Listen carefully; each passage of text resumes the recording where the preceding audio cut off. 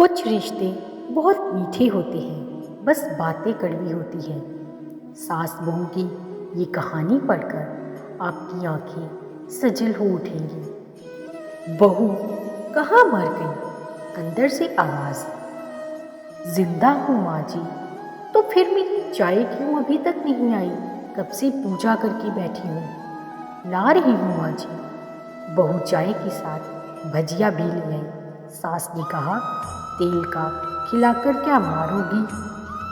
बहू ने कहा, ठीक है माँ जी, ले जाती हूँ। सास ने कहा, रहने दे, अब बना दिया है तो खा लेती हूँ। सास ने भजिया उठाई और कहा, कितनी गंदी भजिया बनाई है तुमने। बहू, माँ जी मुझे कपड़े धोने हैं, मैं जाती हूँ। बहू दरवाजे के पास छिपकर खड़ी हो गई। सास भजिया पर टूट पड़ी और पूरी भजिया खत्म कर दी। बहू मुस्कुराई और काम पर लग गई। दोपहर के खाने का वक्त हुआ। सास ने फिर आवाज़ लगाई, कुछ खाने को मिलेगा? बहू ने आवाज़ नहीं दी। सास फिर चिल्लाई, भूखे मारोगी क्या? बहू आई, सामने खिचड़ी रख दी। सास गुस्से से, ये क्या है? मुझे इसे नहीं खाना, इसे ले जाओ। बहू ने कहा, आपको डॉक्टर ने दिन में खिचड़ी खाने को कहा है, खाना तो पड़ेगा ही। सास मुंह बनाते हुए, हाँ तू मेरी माँ बन जा। बहू फिर मुस्कुराई और चली गई। आज इनके घर पूजा थी। बहू सुबह 4 बजे से उठ गई। पहले स्नान किया, फिर फूल लाई, माला बनाई, रसोई साफ की, पकवान और भोज बनाया। सुबह के 10 बज गए। सास भी उठ चुकी थी। बहू अब पंडित जी के साथ भगवान के वस्त्र तैयार कर रहे थे। आज ऑफिस की छुट्टी भी थी। उनके पति भी घर पर थे। पूजा शुरू हुई। सास चिल्लाती हुई, बहू ये नहीं है, वो नहीं है। बहू दौड़ी दौड़ी आती और सब कहती। अब दोपहर के 3 बज गए थे। आरती की तैयारी चल रही थी। पंडित जी ने सबको आरती के लिए बुलाया और सबके हाथों में थाली दी। जैसे ही बहू ने थाली पकड़ी, थाली हाथों से गिर पड़ी। शायद भोज बनाते हुए बहू के हाथों में तेल लगा था, जिसे वो पूछना भूल गई थी। सारे लोग तरह तरह की बातें करने लगे। कैसी बहू है, कुछ नहीं आता, एक काम भी ठीक से नहीं कर सकती, ना जाने कैसी बहू उठा लाए, एक आरती की थाली भी संभाल नहीं सकी। उसके पति भी गुस्सा हो गए और सास चुप रही, कुछ नहीं कहा, बस यही बोल के छोड़ दिया, सीख रही है, सब सीख जाएगी धीरे धीरे। अब सबको खाना परोसा जाने लगा। बहू दौड़ दौड़ के खाना देती, फिर पानी लाती।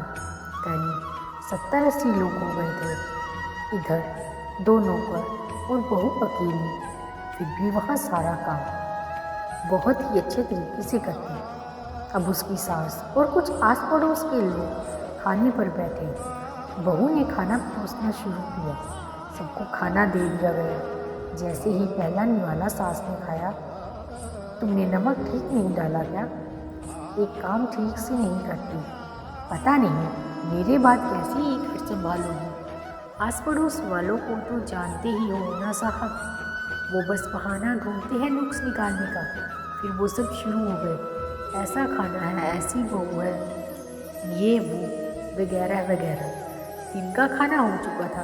अब बहू बर्तन साफ करने नौकरों के साथ लग गई। रात में जगराता का कार्यक्रम रखा गया था।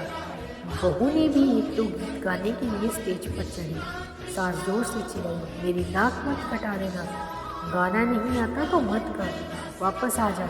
बहू मुस्कुराई और गाने लगी। सबने उसके गाने की तारीफ की और सास मुंह फुलाते हुए बोली, इससे अच्छा तो मैं गाती थी जवानी में, मुझे तो कुछ भी नहीं आता। बहू मुस्कुराई और चली गई।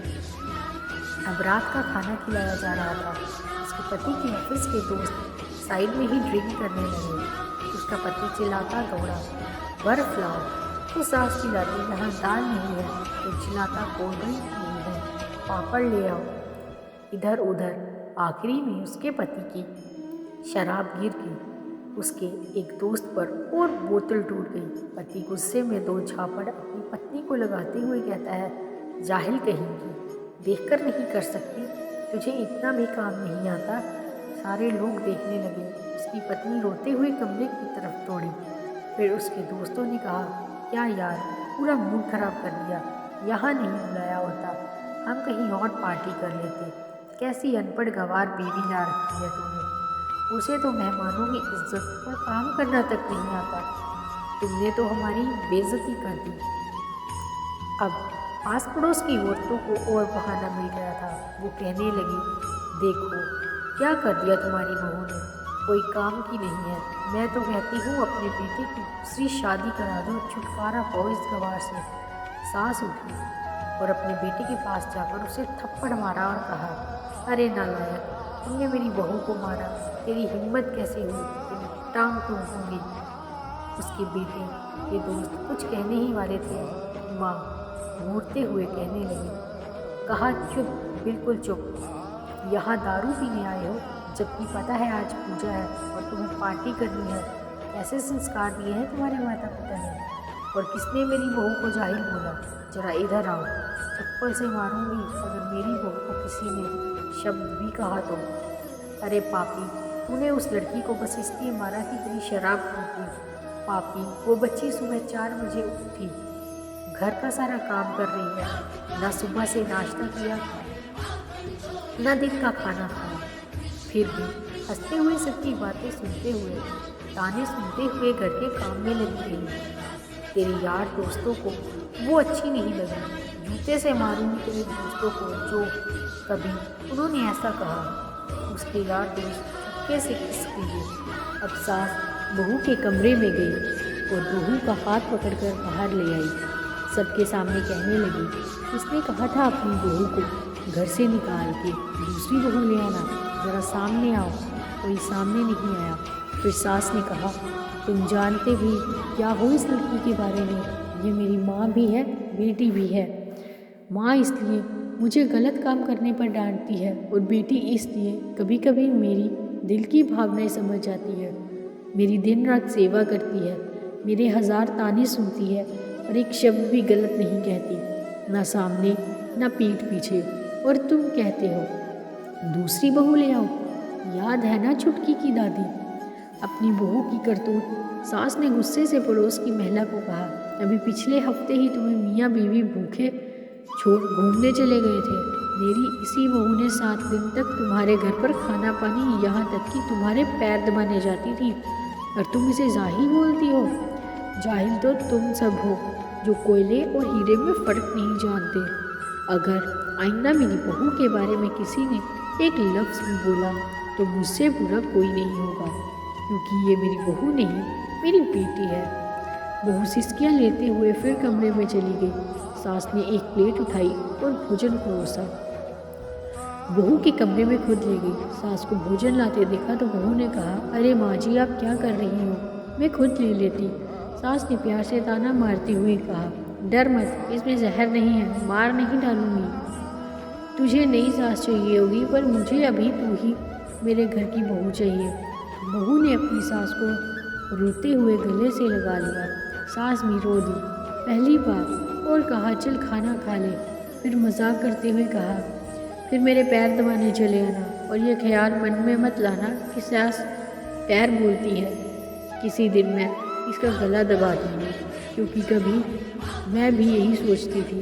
दोनों खूब हंसने लगी। धन्यवाद।